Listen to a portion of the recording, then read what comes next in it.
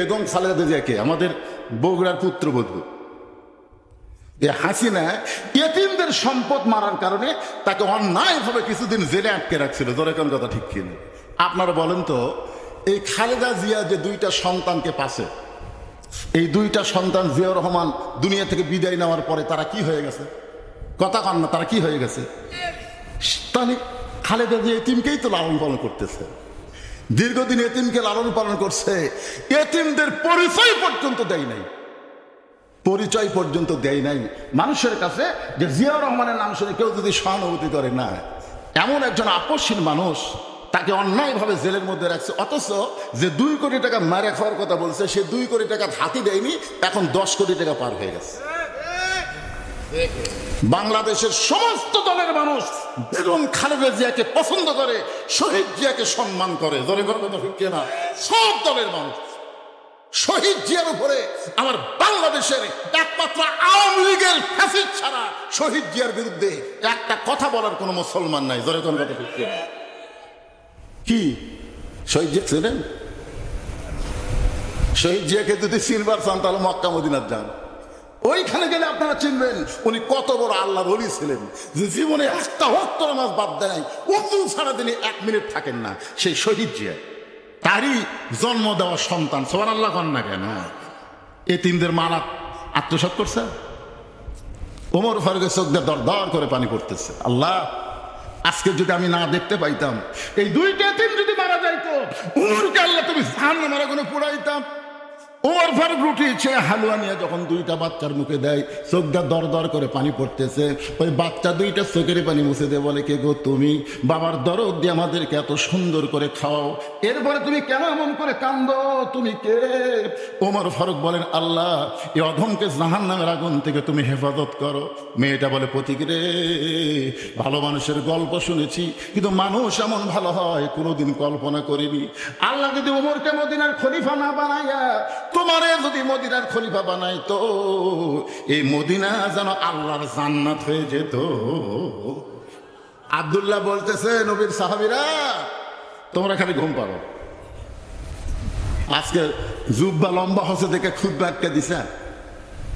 তোমরা জানো, তোমরা সবাই যখন ঘুমাইছিলে, আমার বাবা তখন ঘুমায় না, আমার দরজা গিয়ে ডাকতেছে, আব্দুল্লাহ আব্দুল্লাহ বলে। আমি দরজা খুলে চমকে দেখি বাবার হাতে একটা পাঞ্জাবি। আমি বললাম, বাবা, বাইতুল মাল থেকে আমার একটা পাঞ্জাবি দিচ্ছে, আর একটা দিবে রাখছেন? আসলে নেতার বেটা হওয়ার মধ্যে লাভ নাই। নেতার বেটাকে চাল চলন দেখছেন?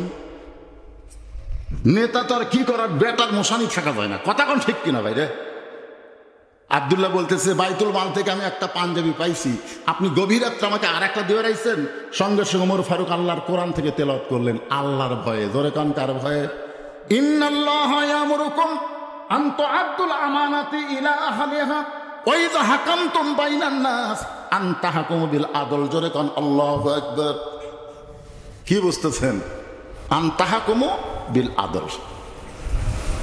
আজকে আমাদের বাংলাদেশে বর্তমান যে পরিবেশ চলতেছে, এই পরিবেশে একটা লোক আমের বাগান করছে।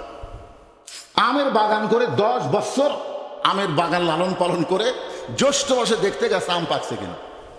যা দেখে ছোট্ট একটা বাচ্চা গাছের ডালে বসে পাকা পাকা আম পাড়তেছে আর ব্যাগের মধ্যে তুলতেছে।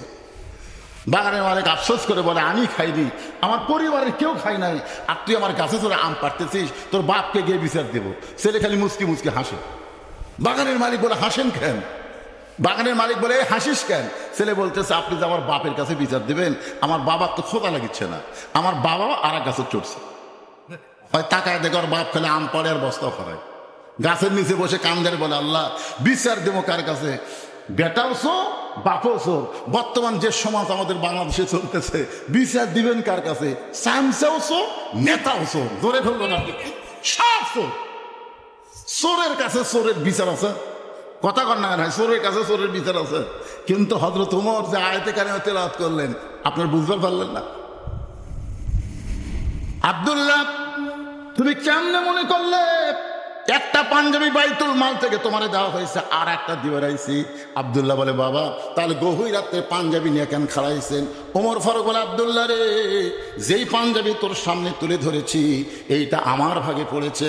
আগামীকাল জুমার দিনে এই খাটো পাঞ্জাবি পরে আমি কেমনে যাই, তাই তোর কাছে আইছি বাবা, তোর কাপড়টুকু আমারে দান করে দে, আমি তোরটা আমারটা মিলে লম্বা একটা জুব্বা বানাবার চাই।